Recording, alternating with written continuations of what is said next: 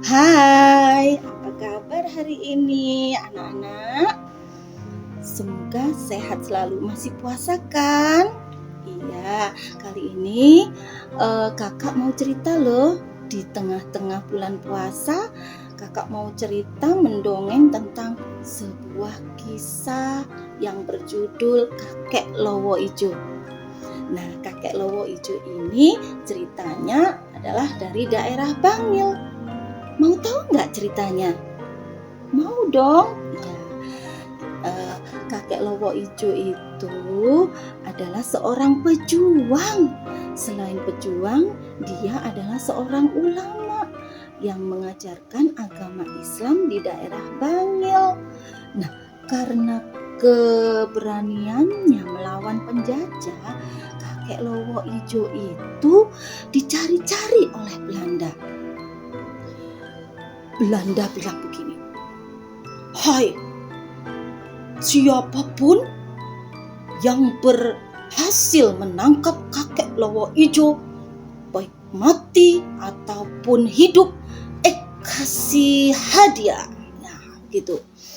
Semua telik sandi Belanda disebarkan ke daerah-daerah, ke pelosok-pelosok untuk mencari keberadaan Kakek Lowo Ijo. Tapi anak-anak, Kakek Lowo Ijo ini diberikan Allah kelebihan. Dia adalah juga seorang waliullah. Apa kelebihannya? Pada saat Belanda mencari-cari keberadaan Kakek Lowo Ijo, itu tidak tahu sebenarnya Kakek Lowo Ijo itu sembunyinya adalah di balik pohon-pohon, daun-daun yang berwarna hijau dengan cara menggantung gitu.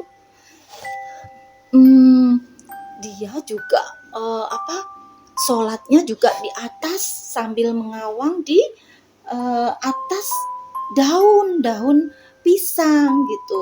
Tidur kalau sembunyi sambil menggelantung, tangannya di atas, kakinya di atas, badannya di bawah seperti kelelawar.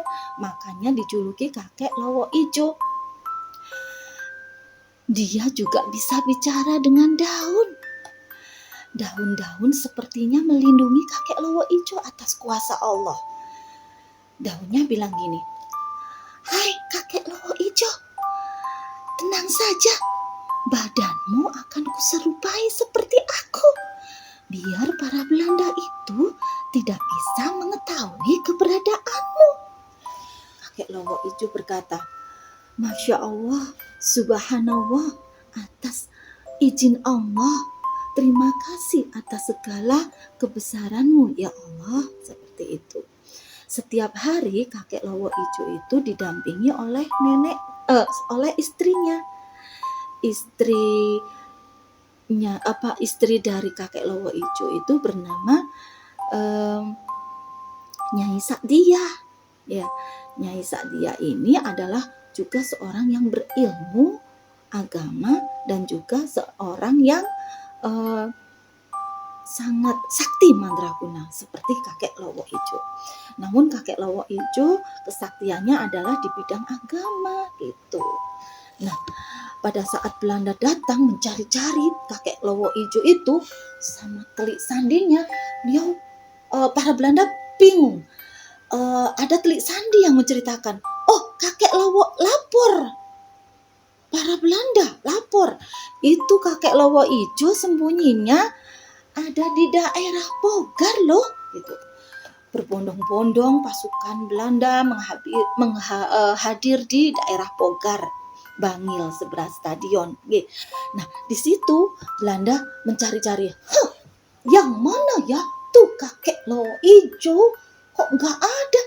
Dicari kemana-mana, sampai cari kemana-mana, tak tercium juga baunya Kakek Lowo Ijo. Tuh. Telik sandi berkata, "Tadi di sini saya melihatnya, dia sedang mengaji di sini, di tempat ini." Gitu. Tapi tak terlihat. Dan Nyai Sakdiah juga tak terlihat. Ternyata Nyai Sakdiah juga sakti, tidak bisa terlihat. Ya, Nah, kakek Lowo Ijo sembunyinya di bergelantungan di atas daun. Belanda bilang, "Hai, kakek Lowo Ijo, keluarlah kau dari persembunyianmu." Didobraknya pintu, brak, dibukanya, brak, tapi tidak terlihat sama sekali.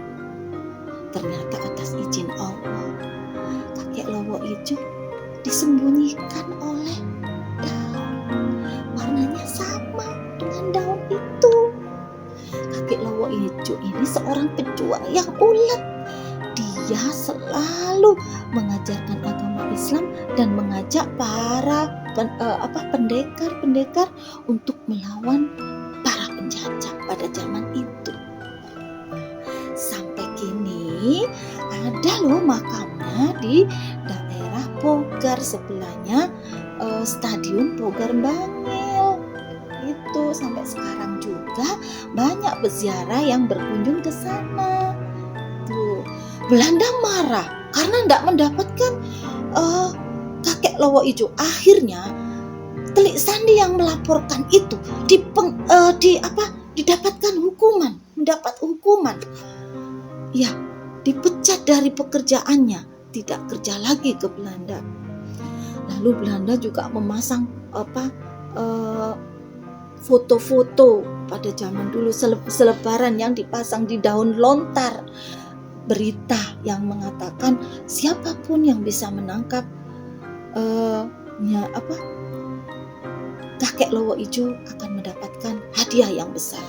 Dan karena kakek Lowo Ijo itu adalah seorang wali Allah, maka mendapatkan rahmat dari Allah, mendapatkan pertolongan dari Allah. Anak-anak, ya, siapa yang anak-anak yang ingin pandai mengaji seperti kakek Lowo Ijo, siapa yang ingin selalu berbuat baik seperti kakek Lowo Ijo, iya, saya yakin anak-anak pasti juga ingin seperti kakek Lowo Ijo. Sayang, dari cerita kakak tadi, ayo hal positif yang kamu ambil? Iya, baik. Dapat disimpulkan bahwa kita tidak boleh takut, hanya kepada Allah aja takutnya, ya. Dan kita harus cinta tanah air. Demi tanah air tidak boleh menyerah, ya. Harus patriotis, melawan penjajah, mengusir penjajah, iya nak ya. Terus sebagai pelajar, apa nih yang harus kalian lakukan untuk mengisi kemerdekaan, menghargai perjuangan para pahlawan seperti kakek Lowo Ijo? Iya, benar, belajar dengan tekun, ya. Oke, sedikit lagi tentang cerita dari Nyai Sa'diyah. Nyai Sa'diyah itu juga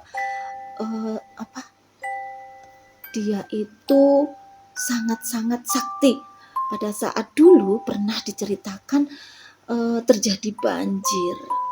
Ternyata banjirnya itu karena rambutnya Nyai Sa'diyah dikibaskan untuk menutupi jembatan yang namanya ada di Bangil, yaitu Dung Larangan, Kali Dung Larangan.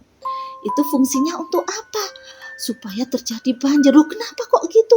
Karena Nyai Sa'diyah ingin mencoba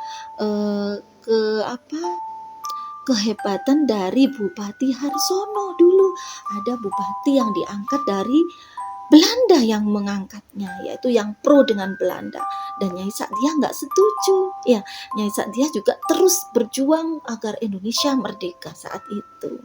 Jadi begitu anak-anak ceritanya, kisah sepenggal cerita dari daerah Bangil, Jawa Timur yang berjudul Kakek Lowo Ijo atau Syekh Jalaluddin. Yuk, sampai jumpa dengan cerita selanjutnya. Wassalamualaikum warahmatullahi wabarakatuh.